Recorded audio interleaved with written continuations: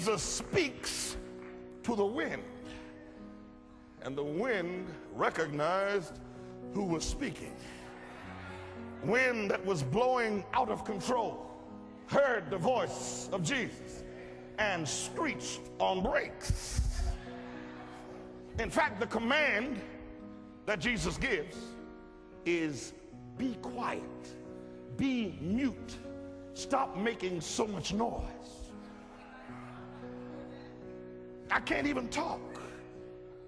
You stop talking, you stop making noise so I can talk. And the wind said, did you hear who that was?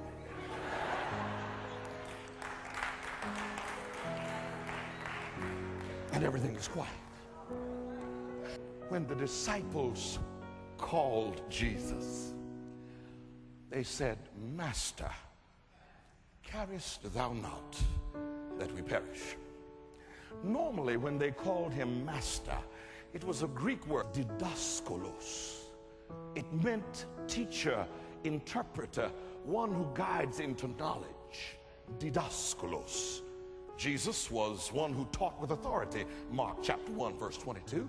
At 12 years old, he went down to the theological seminary, and they marveled at his wisdom. Zacchaeus, the internal revenue agent, climbed down out of his tree to hear the words of Jesus. Lord Nicodemus at the Sanhedrin came out by night to talk to him because he was one who he called a rabbi. He taught as one with authority. But when you are in a storm, you don't need a teacher. That's what's wrong now. We got too many people out parading as though they are powerful, but they are only professors. When you get in a storm, you don't need words, you need action. When you are pressed between problems, you don't need somebody to philosophize, you need somebody to do something. When you're between a rock and a hard place, between the devil and the deep blue sea, at the end of your rope, down to your last dime, you don't need somebody to talk. You need somebody to do something. So when they called him this time, in Luke chapter 8, they did not call him didaskalos, they called him epistates, which is commander, superintendent, one who controls powerful things. So in the midst of a storm, they did not need didaskalos, they needed epistates. They called one who could do something. And when they called on Jesus, he did not let them down. He spoke to the wind, and the wind stopped making noise. Stop tossing the water. What manner of man is this that even the wind obeys him? A powerful, powerful, powerful Jesus. And you got the nerve to sit up here wondering about your future. When Jesus has the power, every one of us will find ourselves in some storm. But I'm glad that I know somebody who can tell the wind, be quiet, don't scare him anymore. I don't want him to be scared now. Be quiet.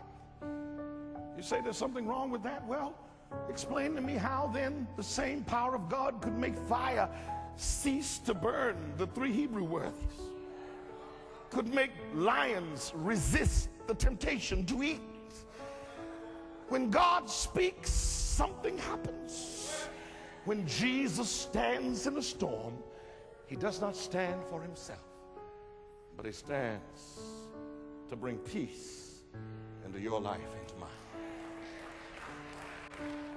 I want to say to you tonight, you may be in a storm, but there's somebody in the storm with you. Why can't we get enough wisdom to know when to turn the wheel loose? When to let God drive?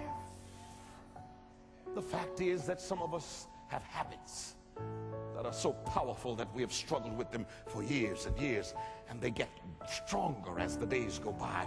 But instead of letting them go, we drive into them without being able to see the way out. I want to say to you tonight that whatever your habit may be, Jesus, the powerful Jesus, can stand up in the middle of your storm and say to the wind that buffets you, stop making noise. Stop tossing the water. Leave this territory. Move out of this vicinity and don't come here anymore. Jesus is powerful enough to calm in the middle of storms. I want you to think of the storms that you may have been in, or maybe the storm that you're in right now, and understand that Jesus can stand still in a storm.